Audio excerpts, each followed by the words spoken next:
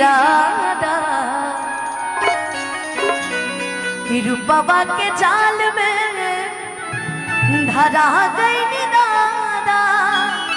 क्योंकि ये मगध वाले बेवफा हो गए कि समझे न पानी ताहर अरे असली इरादा। रूपवा के जाल में धरा गई दादा। ये मेरे लिए गा रहे, लेकिन ये लाइन एकदम इन पे बैठती है। केहू के रुबावल बहुत बात नहीं है, केहू के रुबावल बहुत बात नहीं है, रुबा के हसावल बहुत बात होला, कन्हैया लगावल बहुत बात नहीं है, नजरिया चुरावल बहुत बात।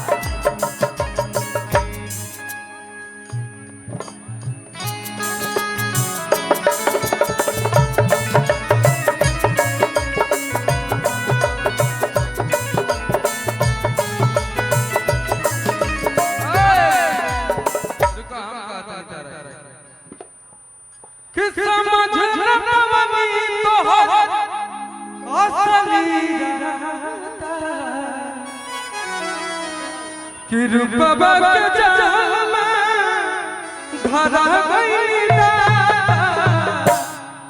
केहू के रुबावल केहू के रुबावल बहुत बात नहीं, रुबा के हसावल बहुत बात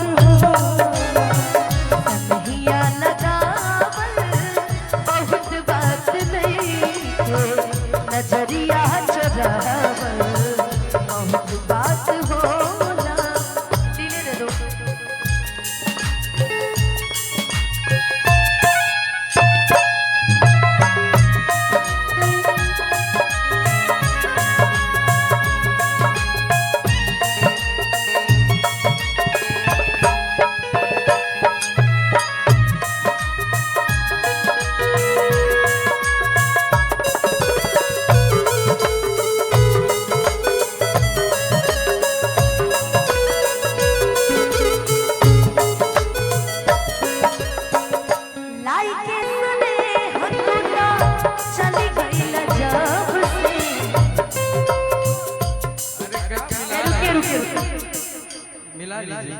खिलाई के सने हतुता अरे चली गईल जब से, सूरज के घाम हमता देखनी न तब से, कि असरा धरावल बहुत बात नहीं, असरा धरावल बहुत बात नहीं, असरा पूरा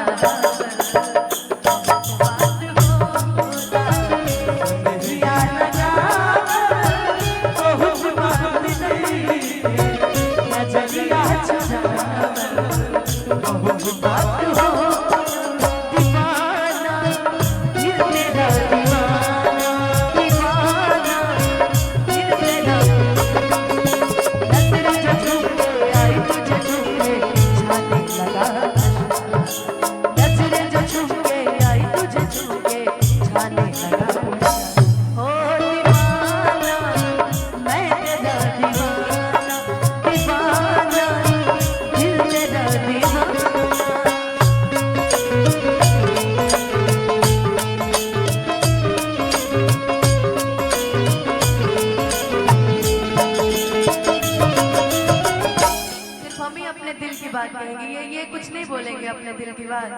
हम तो बोल दिए जो हमको बोलना था। आप बोल दीजिए। हम बोल दिए, आप बोल लीजिए, उसके बाद हम बता दें कि अभी हमारे जीवन में क्या चल रहा है। अरे तो खुली किताब तुमको छुपाने से क्या फायदा। जितना इंसान छुपाता है उतना पता चलता है। इसलिए हम जिसके साथ है डंके की चोट पर, और नहीं है तो वो भी नहीं है। किलो गवा के पतिया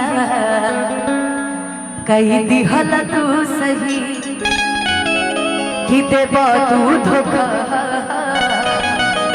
कबो सोचल ना रही कि पाके दूसरा के भाले भुला जइबा हो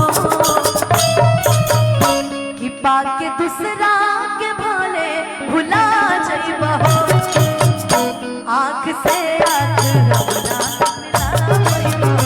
आँख से आँख रमना मिला पैबा हो लोगवा के बतिया कैसी हला तू सही देबा तू धोखा अब सोचल ना रहे पाके दूसरा के भाले भुला जइबा हो पाके दूसरा के भाले भुला जइबा हो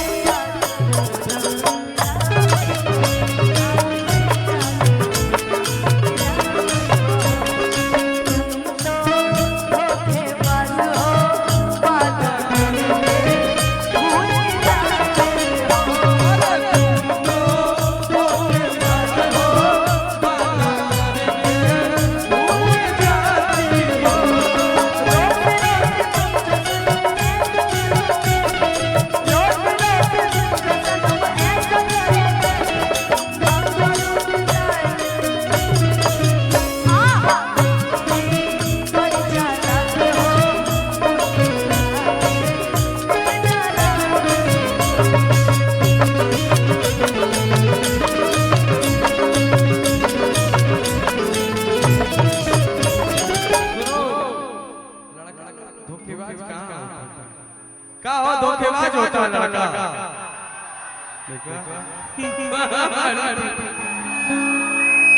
कि हर बात पा हमरा से तू ता करत रहल वादा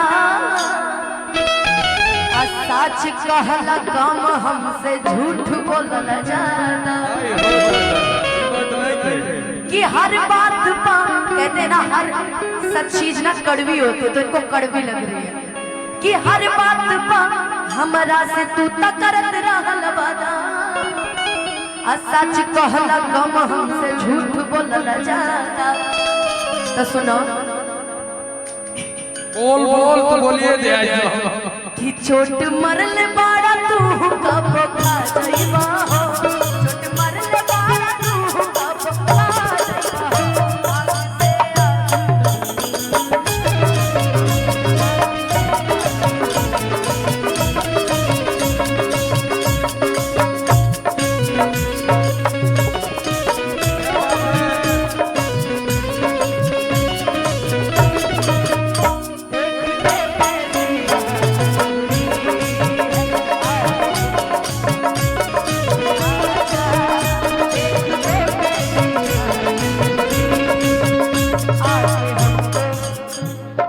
गले से लगा जा आगे हमको गले से लगा जा तुझसे मिलने की चाह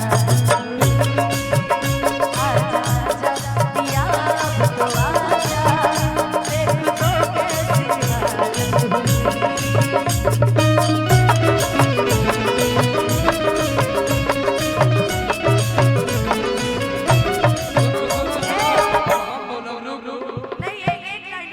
सच बात है